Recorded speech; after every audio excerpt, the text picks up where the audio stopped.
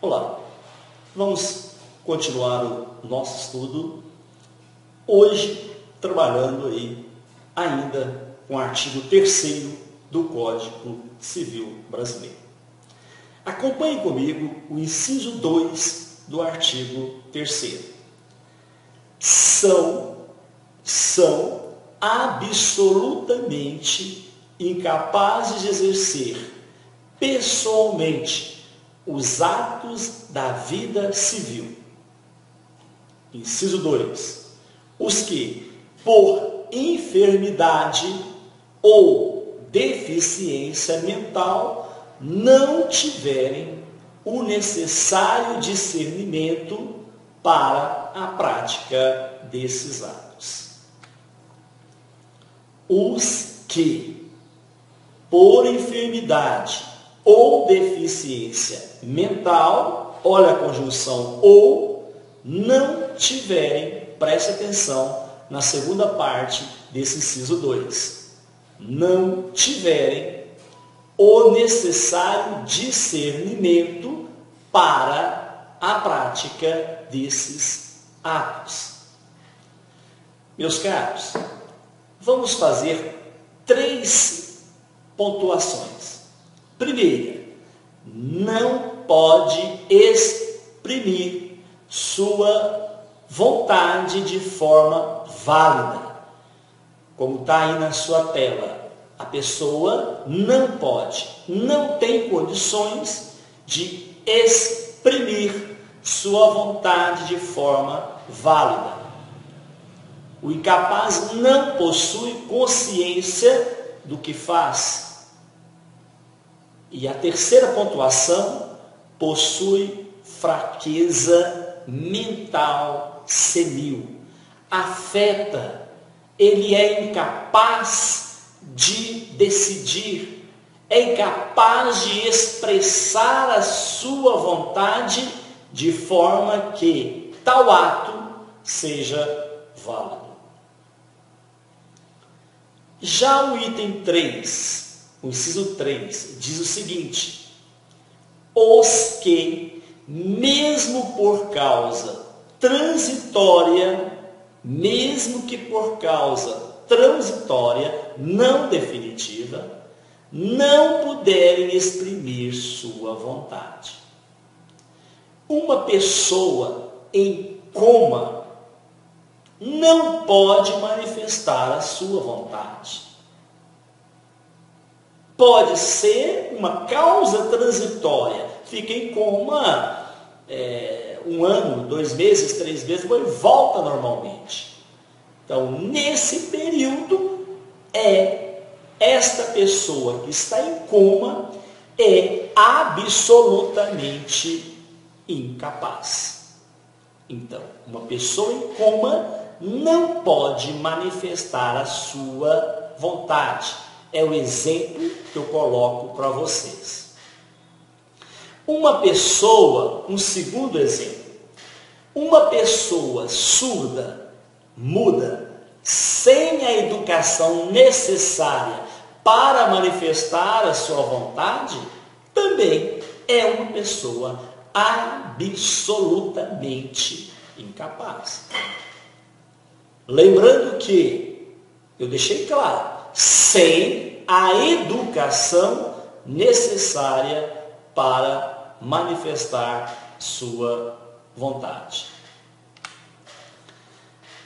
Outra informação importante: não haverá participação do incapaz,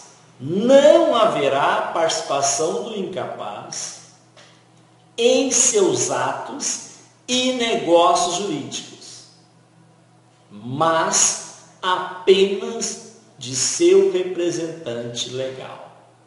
Então, os incapazes descritos no artigo 3º do Código Civil, que são os absolutamente incapazes, não participarão de seus atos, negócios jurídicos, mas apenas quem participará será o representante legal. Meus caros, imagine vocês que um absolutamente incapaz queira comprar uma casa e diga, uma criança, eu vou comprar, eu quero negociar. Não pode. Quem vai fazer, quem vai realizar todo esse procedimento de adquirir a casa, adquirir o lote, terá que ser o seu representante. Por quê? Ele, o comprador, sendo uma criança, um menor de 16 anos, é absolutamente incapaz. Outra informação. Há exceção para esse caso? Há exceção. Que nós não vamos estudar detalhadamente esta exceção nesse momento. Mas eu já vou adiantar para vocês. Exceção. Haverá necessidade de manifestação dos maiores de 12 anos. Sendo maior de 12 anos, haverá a necessidade da sua manifestação.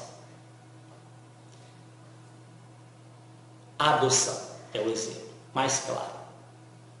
Aquela criança, entre aspas, aquele adolescente, que nós sabemos que de 0 a 12 incompleto, nós temos criança. De 12 a 18 anos incompleto, nós temos adolescente. Para adotar seu adolescente, nós teremos que ouvir. O adolescente pode, é necessário que seja ouvido. Você quer ser adotado por fulano, por beltrano? É o que dispõe a lei. O artigo 4º, que é o nosso próximo estudo, ele vai dizer o quê? São incapazes relativamente. Nós já não falamos mais de absolutamente. São incapazes relativamente a certos atos ou a maneira de os exercer. Inciso 1. Os maiores de 16 anos e menores de 18 anos. Vamos estudar esse inciso 1? Então vamos. Lembre que no artigo 3º eu falei com vocês dos absolutamente incapazes. Agora, nós vamos falar do relativamente incapaz. Mas, para lembrá-los, para fixarmos mais ainda o que nós já estudamos, lembre vocês que o artigo 3º diz o quê? São absolutamente capazes de exercer pessoalmente os atos da vida civil, de exercer pessoalmente os atos da vida civil. Quem? Os menores de 16 anos, os que, por enfermidade ou deficiência mental, não tiverem o necessário discernimento para a prática desses atos. Os que, mesmo por causa transitória, não puderem exprimir sua vontade. Agora, nós estamos falando do relativamente incapaz. E o inciso 1 vai dizer os maiores de 16 e menores de 18 anos. Os relativamente incapazes, para exercerem atos da vida civil, devem estar devidamente assistidos. Agora mudou. Não é representados, é devidamente assistidos. Na assistência, há a vontade do assistido,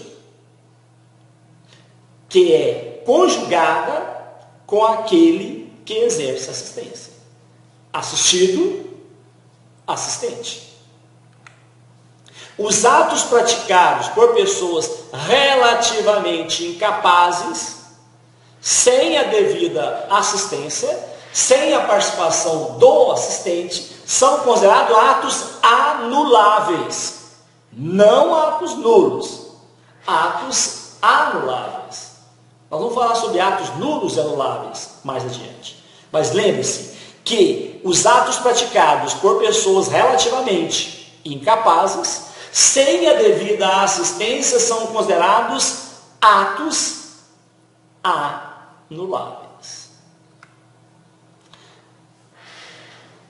Eu acho que é importante passar uma informação para vocês. A nulidade se diferencia da anulabilidade, pois trata-se como se o ato nunca tivesse existido. Já na anulabilidade, o ato existe. Só que contém o quê? Um defeito. A nulidade se diferencia da anulabilidade, pois trata-se como se o ato nunca tivesse existido. É a nulidade. Agora, a anulabilidade, o ato existe, só que contém vícios. Assim, caros colegas, caberá ao juiz verificar a partir de qual momento o ato parará de surtir seus efeitos. Nós encerramos aqui o terceiro vídeo, estudando aí já o artigo 4º, inciso 1, e no próximo estudo, no próximo vídeo, vamos estudar aí o artigo 4º, inciso 2 e 3 e demais do Código Civil Brasileiro.